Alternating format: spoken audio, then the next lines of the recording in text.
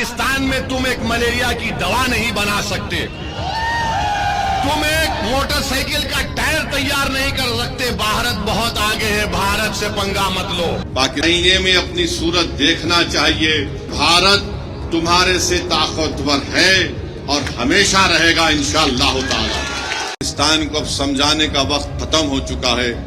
मैं बड़ी जिम्मेदारी के साथ जज्बात में लाए बगैर कह रहा हूं कि ये वक्त जवाब देने का है।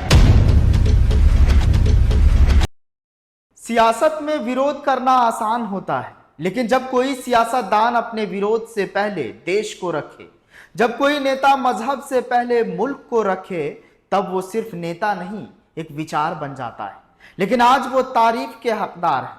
नमस्कार, आप देख रहे हैं ओवैसी की सत्य कथा और मैं हूं आपके साथ सद्दाम करीमी। आज बात एक ऐसे सांसद की जो मजहब से ऊपर उठकर तिरंगे की साया में खड़ा हुआ है। नाम है असदुद्दीन ओवैसी। हिंदुस्तान की मिट्टी का वो बेटा जो पाकिस्तान को उसी की जुबान में जवाब दे रहा है।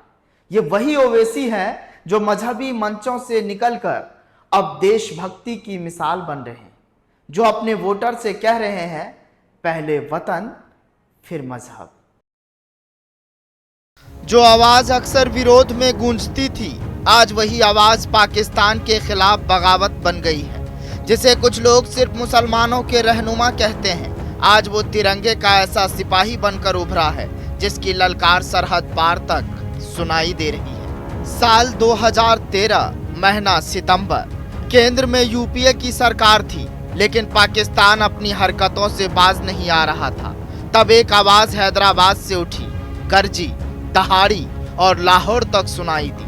ये आवाज थी असदुद्दीन ओवैसी की, जिसने मजहब के नाम पर मुल्क तोड़ने की पाकिस्तान की कोशिश को ललकारा है। पाकिस्तान एक फेल्ड नेशन है और याद रखिए, ये ताकतें कभी भी भारत को सुकून से रहने नहीं देंगी। आज वक्त है कि हम इनको एक मौसर जवाब दें, ताकि हमेशा के लिए ये दहशतगर्दी का ये जहर हमेशा के लिए खत्म होकर रह जाए। पहलगाम, जहां आतंकियों ने पर्यटकों से उनका मजहब पूछा, जिन्हें कलमा नहीं आता था उन्हें गोलियों से भून दिया गया। 26 मासूमों की जान गई। साजिश थी भारत में नफरत का जहर घोलने की, लेकिन इस जहर को ओवैसी ने मुंह तोड़ जवाब दिया। हैदराबाद से संसद तक उन्होंने पाकिस्तान को आड़े हाथों लिया है। पाकिस्तान में तुम एक मलेरिया की दवा नहीं बना सकते, तुम एक मोटरसाइकिल का टायर तैयार नहीं कर सकते। भारत बहुत आगे है, भारत से पंगा मत लो। ओवैसी ने हज यात्रियों से अपील की, वो मुल्क नहीं सुधरता, अल्लाह से दुआ करो उनकी दुम सीधी हो। ओवैसी ने हज को एक आध्यात्मिक तपस्या कहा और पाक पर निशाना साधा। कहा मजहब दिल की बात है, लेकिन मुल्क सबसे बड़ा है। आज तारीफ इसलिए हो रही है क्योंकि ओवैसी सिर्फ बोले नहीं, बदले भी हैं। जो सिर पर कभी टोपी रखते थे, अब उस पर तिरंगा बांध लिया है। यह बदलाव नहीं, क्रांति है। मुसलमानों की आवाज बनने वाला वो नेता जिसने पूरी दुनिया को दिखा दिया हम पहले हिंदुस्तानी हैं और फिर कुछ और।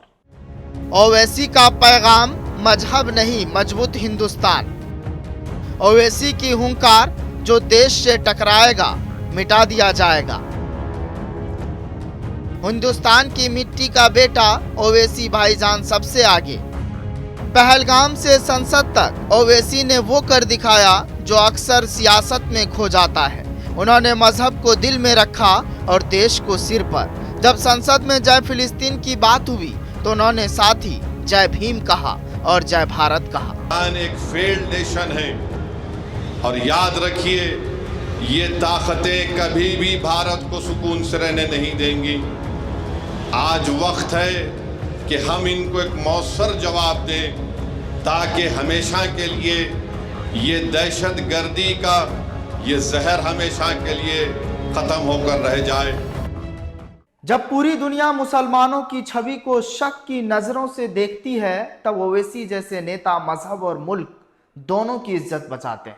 वो ललकारते हैं, लड़ते हैं, लेकिन पहले हिंदुस्तान का झंडा उठाते हैं, क्योंकि ओवैसी जानते हैं मजहब नहीं सिखाता आपस में बैर रखना और वतन से बढ़कर कुछ भी नहीं होता। फिलहाल इस कहानी में आज के लिए बस इतना ही।